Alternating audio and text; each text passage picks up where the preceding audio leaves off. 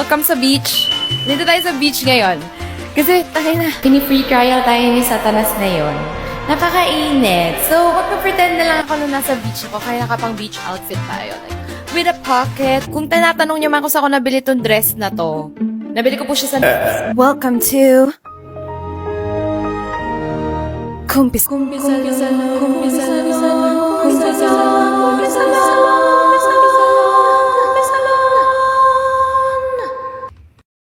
Sit back, fasten your relax. Seat belts, relax. Seat belts, your fasten. Sit back, relax.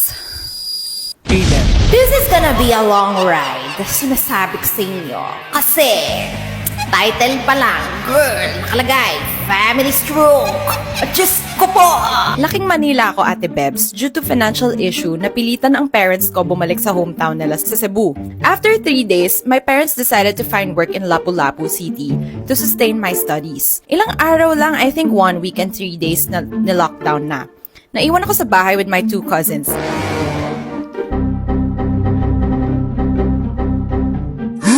Hey! Nagka-cringe na ako.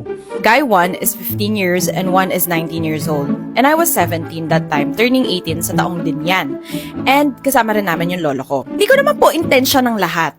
Nagwapuhan ako sa pinsan kong 1 taon ng tanda sa akin. Bilang dakilang papansin, siya palagi kong tinatanong sa mga bagay na obvious naman na alam ko ang sagot. Sa kanya ako palagi nagpapasuyo sa mga bagay na alam ko rin naman na kaya kong gawin. Bilang mabait at bagong uwi lang din ako sa probinsya ni Mama, sinusunod niya ako. Hanggang sa naging 1 buwan na ang lockdown, nagkapalagayan na kami ng loob.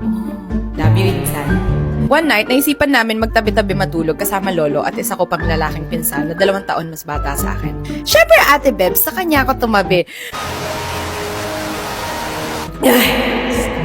Mga bandang 1 a.m., hindi ako makatulog. Pinakiramdaman ko mga katabi ko, tumpak.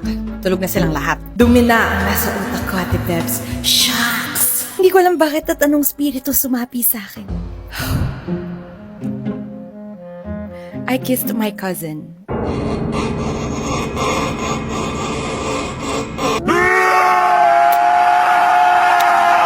Hoy, dampi lang yon. Inalis ko nga agad labi ko sa labi niya after 2 seconds.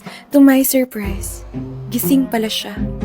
He kissed me back. They ask you how you are, you just have to say that you're fine when you're not really fine, but you just can't get into it because they would never understand. Guys, nangihina mga tuhod ko. Uupo muna ako.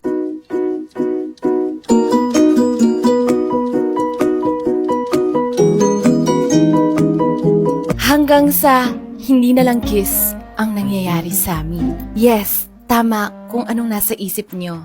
Nagjugjugan na kami. Hanggang natapos na ang lockdown and kailangan niya na umuwi na sa kanila to continue his studies. PS, first cousin ko siya. Opo, naging kami. Hindi naging hadlang ang studies niya. Na-prioritize niya pa rin ako and siya po yung first boyfriend ko to be exact. Yes po, opo, up until now kami pa rin! Bakla! At hanggang ngayon, hindi pa rin kami nahuhuli ng mga kamag-anak namin. I don't know kung playing safe ba kami or may idea na sila sa relasyon namin. Kasi sa tuwing pumupunta ako kina tita, ang palaging bungad sa akin ng mga kapatid niya. Nasa labas si kuya, te. Nandun si kuya sa kwarto, te. Gisingin mo na lang. Hindi na sila nagko-comment na kaming dalawa lang magkasama sa kwarto.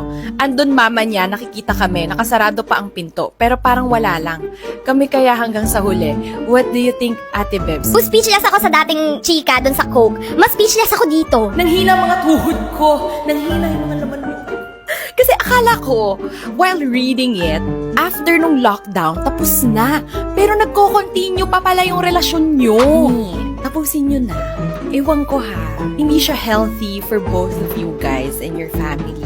And most importantly, if ever na magkaanak kayo, mas prone to disabilities, magiging baby nyo. May consequences yung relationship nyo, and yung consequences na yon, no joke, magiging malala sila in the future at mahihirapan kayo both. Ayun lang! So guys, kung meron kayong mga gustong ikumpisal, i-post nyo po doon sa Facebook group ko, yung link nasa TikTok bio ko.